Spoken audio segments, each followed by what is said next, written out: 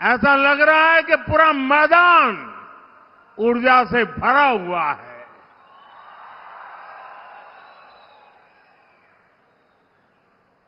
दूसरी तरफ भ्रष्टाचार और तुष्टीकरण में डूबे इंडी एयरलाइंस की नींद उड़ गई होगी और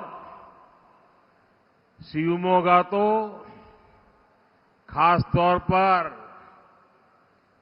ये ऐसी भूमि है, जनसंघ के जमाने में जब हमें कोई जानता नहीं था, कोई हमारा म्युनिसिपैलिटी का मेंबर नहीं होता था, ऐसे समय येदियुरप्पा जी ने अपनी पूरी जवानी यहां खपा दी थी। ये उनकी तपोभूमि रही है। इस क्षेत्र की कर्नाटका की हर सीट से मोदी का डेवलपमेंट एम्बेसडर को हमें चुन करके दिल्ली भेजना है। आपको कर्नाटका की 28 की 28 सीटें, ऑल 28 सीट बीजेपी एनडीए को देने के लिए मैं आज आपको प्रार्थना करने आया हूं।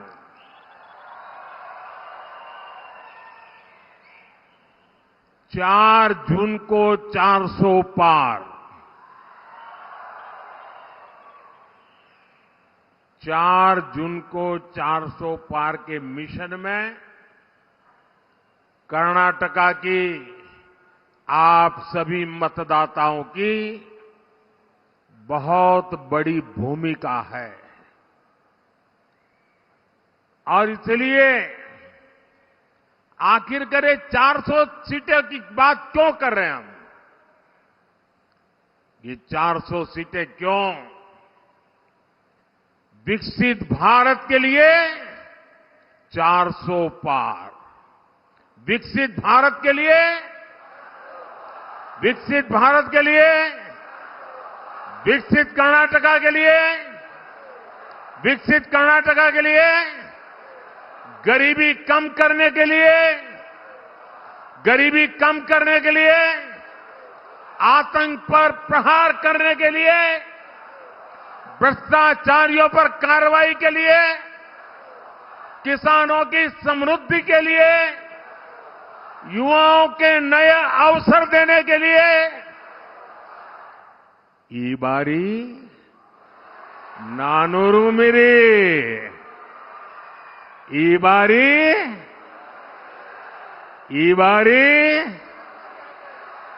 बारी साथियों, पिछले 10 वर्षों में देश ने बीजेपी का काम देखा है। बीजेपी की सबसे बड़ी प्राथमिकताएं हैं विकास, गरीब कल्याण और सामर्थ्यवान भारत। वहीं दूसरी ओर कांग्रेस है। कांग्रेस के पास विकास का एजेंडा नहीं, इसलिए वो तरह तरह के हथकंडे आजमाती है। कांग्रेस का पहला हथकंडा है झूठ बोलो, बड़े बड़े झूठ बोलो, बार बार झूठ बोलो, जहां जाओ वहां झूठ बोलो, सुबह शाम झूठ बोलो। कांग्रेस का दूसरा हथकंडा है अपने झूठ को ढकने के लिए नए झूठ बोलो। कांग्रेस का तीसरा हथकंडा है जब पकड़े जाओ तो अपनी करतूतों का ठीकरा दूसरों के सर पर फोड़ दो। हर चुनाव से पहले कांग्रेस के लोग बड़े बड़े झूठे वादे करने में एक्सपर्ट हो गए हैं। यहां कर्नाटका में भी कांग्रेस ने यही किया और अब सरकार बनने के बाद कांग्रेस फिर झूठ पर झूठ, झूठ पर झूठ, झूठ पर झूठ बोले जा रही है।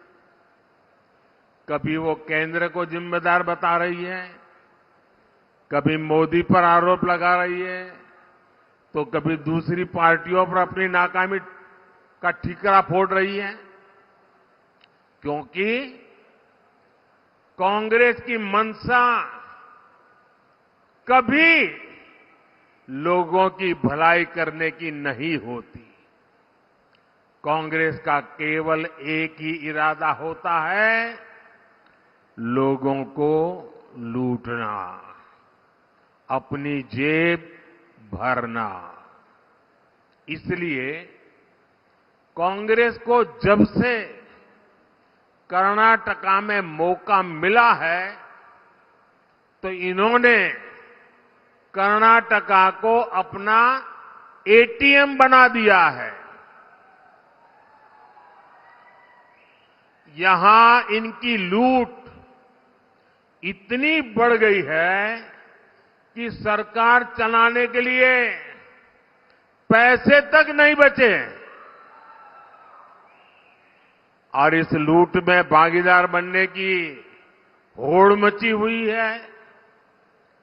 कोई यहां सीएम इन वेटिंग है, कोई यहां फ्यूचर सीएम एस्पिरेंट है, कोई यहां सुपर सीएम है, कोई यहां शैडो सीएम है और इतने सारे सीएम के बीच एक दिल्ली के कलेक्शन मिनिस्टर भी है। कांग्रेस की इस करतूत का नुकसान कर्नाटका के लोगों को उठाना पड़ रहा है। कुछ ही महीनों में कांग्रेस की सरकार ने कर्नाटका की साख को बहुत बड़ा धक्का लगा दिया है। मैं कांग्रेस के प्रति कर्नाटका के लोगों का आक्रोश देख रहा हूं, उनका गुस्सा समझ रहा हूं। कांग्रेस सरकार के ऐसे रवैये के बीच बहुत जरूरी है कि कर्नाटका की लोकसभा की हर सीट पर बीजेपी एनडीए को विजय मिले। बीजेपी एनडीए के सांसद कर्नाटका के लोगों की सेवा के लिए काम करेंगे, यहां केंद्र की योजनाओं को अच्छी तरह से लागू करने में मदद करेंगे। साथियों, कल मुंबई में शिवाजी मैदान में इंडिया अलायंस की तरफ से एक खुला ऐलान किया गया है। वो लोग हिंदू धर्म में समाहित शक्ति को समाप्त करना चाहते हैं। हिंदू शक्ति को समाप्त करने का उन्होंने बीड़ा उठाया है। हिंदू समाज जिसे शक्ति मानता है, उस शक्ति के विनाश का उन्होंने ऐलान कर दिया है। अगर शक्ति के विनाश का उनका ऐलान है, तो शक्ति की उपासना का हमारा भी ऐलान है। मैं जब सार्वजनिक जीवन में आया, जब मैंने अपने समय का पल पल और शरीर का कण कण लोगों की सेवा के लिए समर्पित करने का संकल्प लिया तो मुझे इसी शक्ति ने ऊर्जा दी। आज भी मैं शक्ति की उपासना करता हूं। देश के कोटि कोटि लोग हिंदू धर्म की शक्ति के उपासक हैं और मैं तो हैरान हूं। कल शिवाजी पार्क में शक्ति के विनाश का ऐलान हो रहा है। जब मैंने सुना तो मैं सोच रहा था बाला साहब आप ठाकरे जी, बाला साहब ठाकरे जी, उनकी आत्मा को कितना दुख पहुंचा होगा। शिवाजी पार्क में शक्ति का विनाश करने का ऐलान किया जाए, वो भी शिवाजी पार्क में, और उस भूमि पर जहां का बच्चा बच्चा जन्म से जय भवानी जय शिवाजी का मंत्र लेकर के बड़ा होता है। छत्रपति शिवाजी महाराज तुळजा भवानी से आशीर्वाद लेकर के हिंदवी स्वराज की स्थापना के लिए निकल पड़े थे। वे शक्ति के उपासक थे और उसी शिवाजी पार्क में शक्ति के विनाश का ऐलान किया जाता है। और कौन लोग मंच पर बैठे थे, पता नहीं बाला साहब की आत्मा को क्या होता होगा।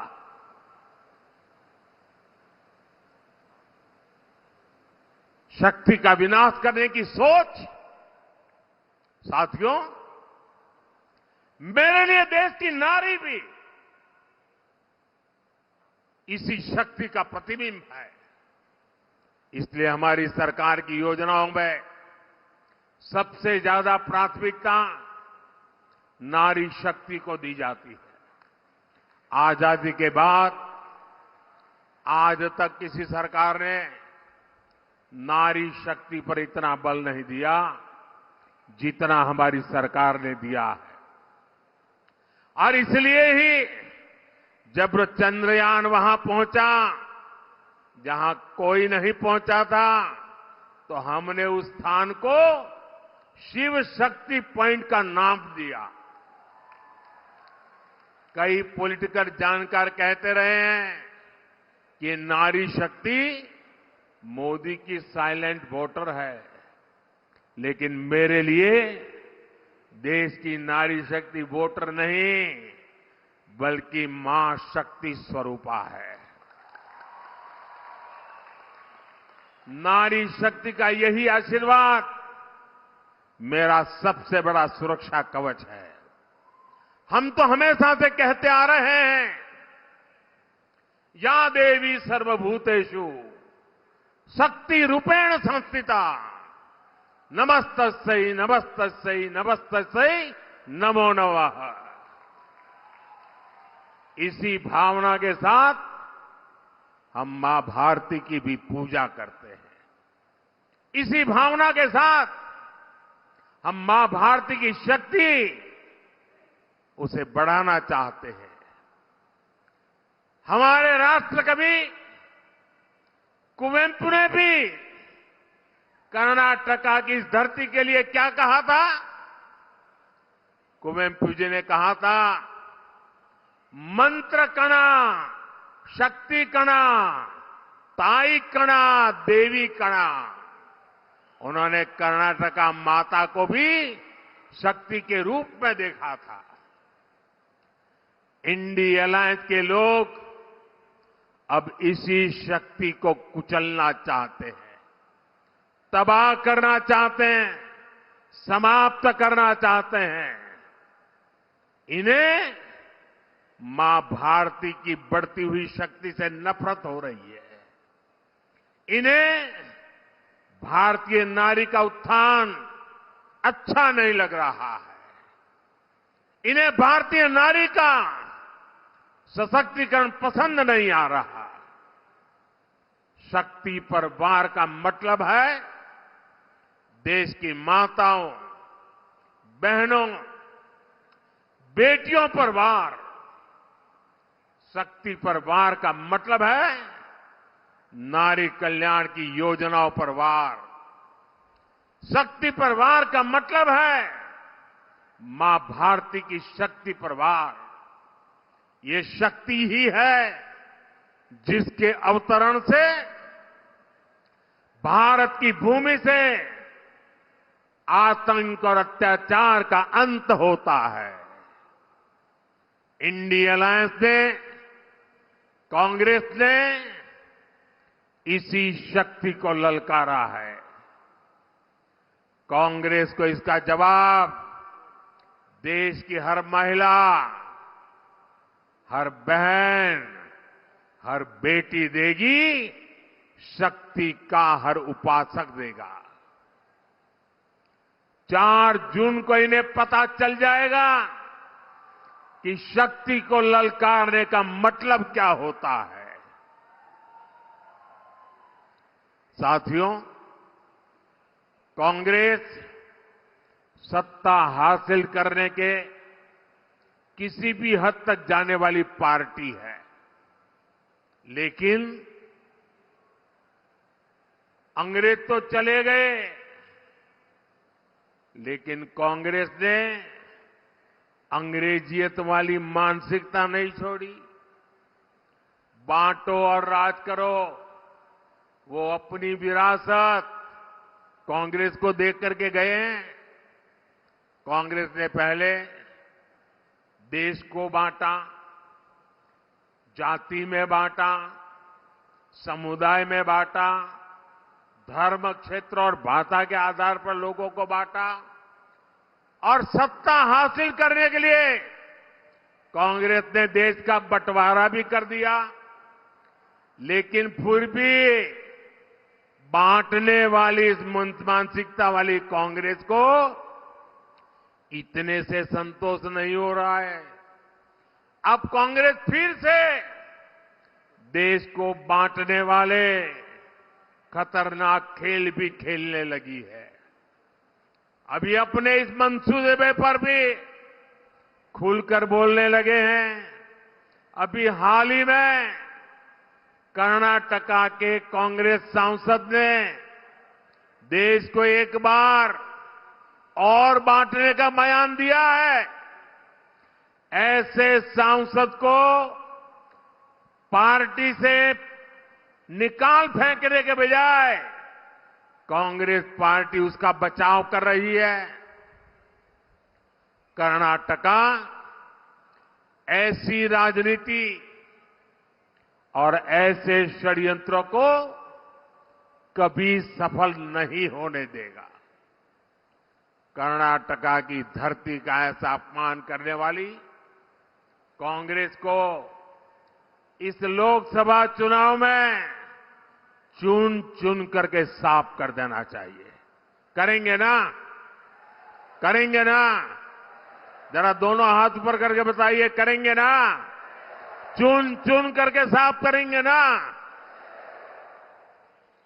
26 अप्रैल और 7 मई को आपको इसी संकल्प को लेकर निकलना है।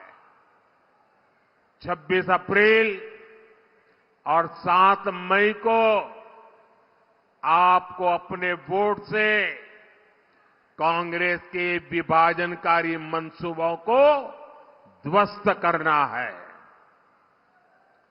साथियों, आजादी के बाद कांग्रेस ने जो व्यवस्था बनाई उसमें गरीब और गरीब होता गया, कंगाल होता गया और गरीब के अधिकार छीनते रहे।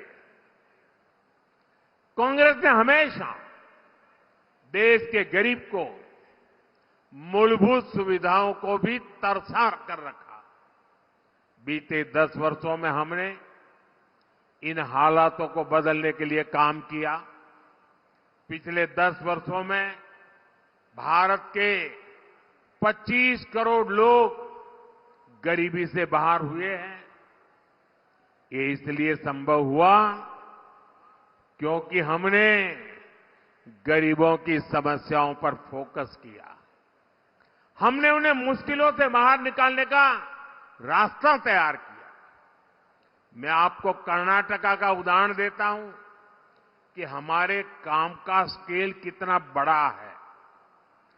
परिवार में कोई मेडिकल इमरजेंसी आ जाए तो गरीब और गरीब हो जाता है, लेकिन हमने आयुष्मान भारत योजना के तहत अकेले कर्नाटका में 75 लाख से ज्यादा लोगों का मुफ्त इलाज कराया है। अकेले शिवमोगा में ही 5 लाख से ज्यादा आयुष्मान कार्ड धारक है। इसी तरह कर्नाटका में 40 लाख से ज्यादा गरीब महिलाओं को मुफ्त गैस कनेक्शन दिया गया है। पूरे कर्नाटका में लगभग 9 लाख परिवारों को पीएम आवास योजना के तहत पक्का मकान दिया है। साथियों, ये जो लाखों करोड़ों लोगों को हमारी योजनाओं का फायदा मिला है, उनमें से ज्यादातर एससी, एसटी और ओबीसी समुदाय के हैं। आज उन्हें सशक्त बनाकर हम सामाजिक न्याय की दिशा में आगे बढ़ रहे हैं। पिछली बार मैं यहां शिवमोगा एयरपोर्ट का उद्घाटन करने आया था। मुझे याद है कि यहां की हक्की पिक्की जनजातीय समुदाय के लोगों से मेरी लंबी चर्चा हुई थी। उन लोगों को ऑपरेशन कावेरी के द्वारा युद्ध संकट में घिरे सूडान से बाहर निकालना लाया गया था। मैं इस बात का उदाहरण है कि अब अपने सभी लोगों के लिए काम कर रहे हैं। ये मायने नहीं रखता कि वो कहां है। ये इस बात का भी प्रमाण है कि वंचित समुदाय की सेवा के प्रति बीजेपी लगातार समर्पित है। आजाद भारत के इतिहास में बीजेपी ही वो पार्टी है जिसने एससी और एसटी दोनों समुदाय के लोगों को राष्ट्रपति बनाया है। इसलिए जब आप बीजेपी को वोट देंगे तो आपका वोट सामाजिक न्याय के लिए होगा।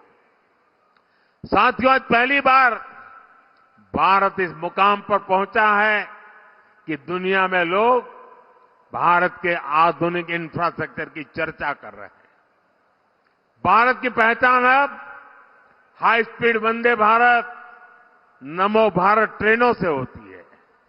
भारत की पहचान अब मेट्रो और अंडर वाटर मेट्रो से हो रही है। भारत की पहचान अब हाई स्पीड इंटरनेट और 5G से होती है। भारत की पहचान अब गांव-गांव में यूपीआई टेक्नोलॉजी से होती है। भारत की पहचान अब ग्रीन कॉरिडोर और एक्सप्रेस वे से होती है। बीजेपी की केंद्र सरकार कर्नाटका में भी इसी विकास अभियान को बढ़ावा दे रही है।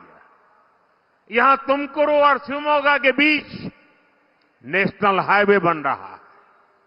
हमारी सरकार इसके निर्माण पर 6,000 करोड़ रुपए से ज्यादा खर्च कर रही है। इससे इस इलाके की पूरी तस्वीर बदल जाएगी। शिवमोगा और बेंगलुरु पहुंचने में लगने वाला समय 2 घंटे कम हो जाएगा। करीब 100 करोड़ रुपए की लागत से शिवमोगा के पास कोटेगंगूर को कोचिंग डिपो भी विकसित किया जा रहा है। शिवमोगा शहर में 2 रेलवे ब्रिज भी बनाए गए हैं, जिससे यहां के लोगों को बहुत सुविधा हो गई है। शिवमोगा, सागर जंबागरू और तलगुप्पा स्टेशनों को अमृत स्टेशन भी बनाया गया है। यहां की रेल सुविधाओं का कायाकल्प हो रहा है। साथियों, अगले 5 वर्षों में विकास के इस अभियान को और गति मिलने वाली है। अगले 5 वर्ष देश उन फैसलों का गवाह बनेगा जो पहले कभी नहीं हुए। अगले 5 वर्षों में ही भारत दुनिया की तीसरी अर्थव्यवस्था बनेगा। अगले 5 वर्षों में गरीब कल्याण की योजनाएं 100% लोगों तक पहुंचेगी। जैसे अब तक पक्का घर नहीं मिला, नल से जल नहीं मिला, आयुष्मान कार्ड नहीं मिला, सबके घर तक एनडीए सरकार पहुंचेगी। अगले 5 वर्षों में युवाओं के लिए अवसरों के नए द्वार खुलेंगे और ये रास्ता 26 अप्रैल और 7 मई को आपके वोट से पक्का होगा। 26 अप्रैल को उडुपी चिकमंगलूर सीट पर श्री कोटा श्रीनिवास, दक्षिण कन्नड़ा सीट पर कैप्टन ब्रिजेश चौटा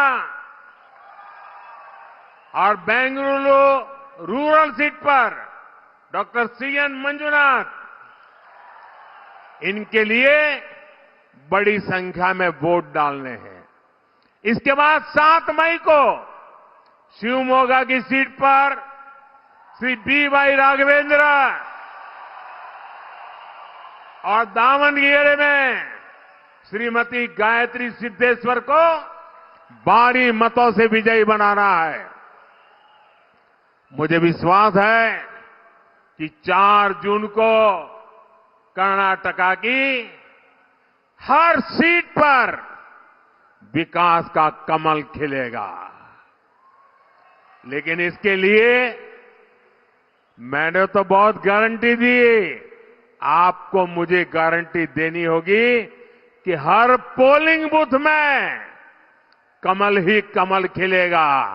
खिलेगा, खिलेगा, कमल खिलेगा, कमल खिलेगा। बहुत बहुत धन्यवाद। भारत माता की, भारत माता की, भारत माता की। धन्यवाद। मोदी को आप सुन रहे थे शिवमोगा से। इससे पहले प्रधानमंत्री जगत्याल थे तेलंगाना में, और उसके बाद कर्नाटक के शिवमोगा पहुंचे हैं। अहम इस वजह से शिवमोगा क्योंकि येदियुरप्पा कभी इस सीट से सांसद रहे शिवमोगा से।